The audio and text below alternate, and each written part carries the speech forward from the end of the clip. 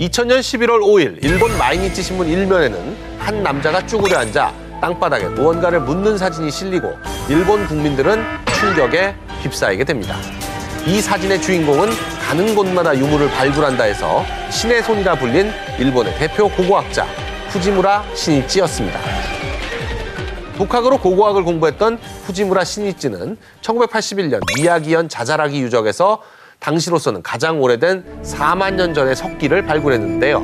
이후에도 발굴을 거듭해 일본의 인류 역사를 약 70만 년 전까지로 거슬러 올라가게 해 심지어 이 학설은 교과서에까지 실렸는데요.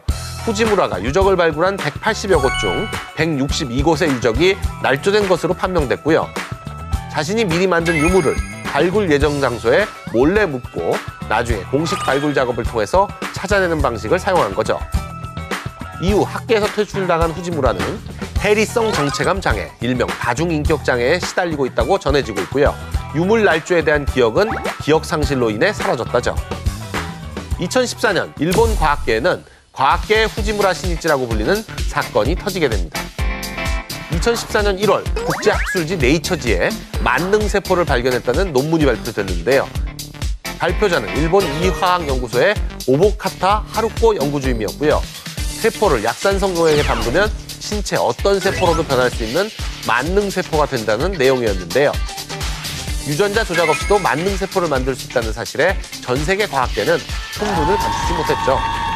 더욱이 젊고 예쁜 여성 과학자가 등장해 오보카타는 일본 과학계의 신데렐라로 떠올랐는데요.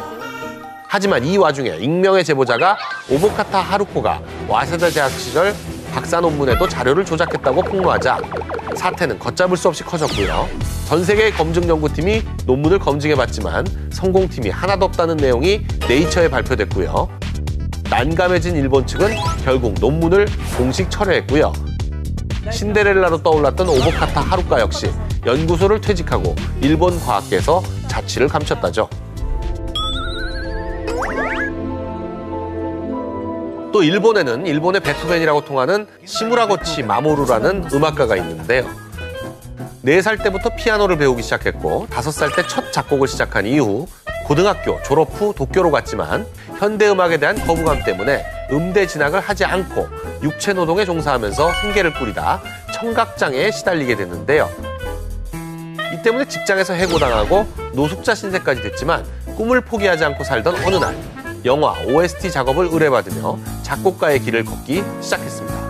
영화와 게임 OST 작업을 하던 그는 청각장애가 심해져 왼쪽 귀와 오른쪽 귀 모두 청력을 완전히 잃었다는 판정을 받았지만 타고난 절대음감과 촉각으로 느껴지는 음의 파동에 의지해 작업을 완성한 후 게임 음악들을 관현악으로 편곡한 것이 호평을 받으며 작곡가로서 명성을 얻게 되는데요.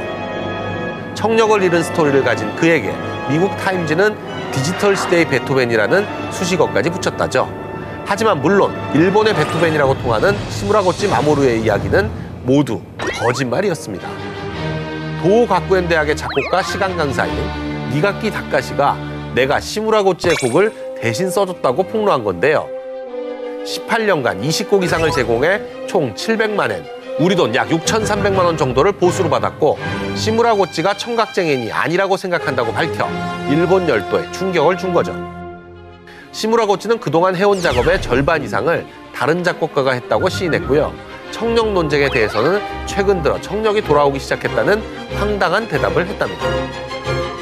근데 보면 일본이 우리보다 인구가 우리가 5천만인데 일본이 한 1억 3천만 되니까 그러니까 황당한 사람도 2배만 더 많은 것 같아요. 그리고 그 황당함의 정도도 우리보다 조금 세. 근데 그 지난번에 그 1,000엔짜리에 나온 그 노구치 히데오라는 그 과학자도 사기를 친 건 아니지만 결과적으로는 사기가 됐는데 이 사람이 1910년대, 20년대에 유명했던 이렇게 일본의 세균학자인데 아주 젊은 나이에 매독균인지를 뭔가를 찾아냈어요. 그래가지고 세계적으로 성과를 인정받았는데 그 다음에 황열병이라는 게 이제 그 열대 지방의 풍토병인데 균을 찾아냈다고 발표를 한 거야. 다른 나라에서 이걸 검증을 해보니 못 찾겠는 거야. 그 사람 방법대로 찾을 수가 없는 거예요. 왜냐하면 세균성 질병이 있고 바이러스성 질병이 있잖아요. 근데 바이러스는 저때까지 나왔던 현미경으로는 찾아낼 수가 없어요. 너무 작아서. 그러니까 바이러스성 질병인데 이것도 세균에 의한 건 줄 알고 현미경으로 막 찾아가지고 찾았다라고 했는데 그게 나중에 알고 보니 아닌 거야. 그때로서는 찾아낼 수가 없는 거예요. 사실상 불가능해.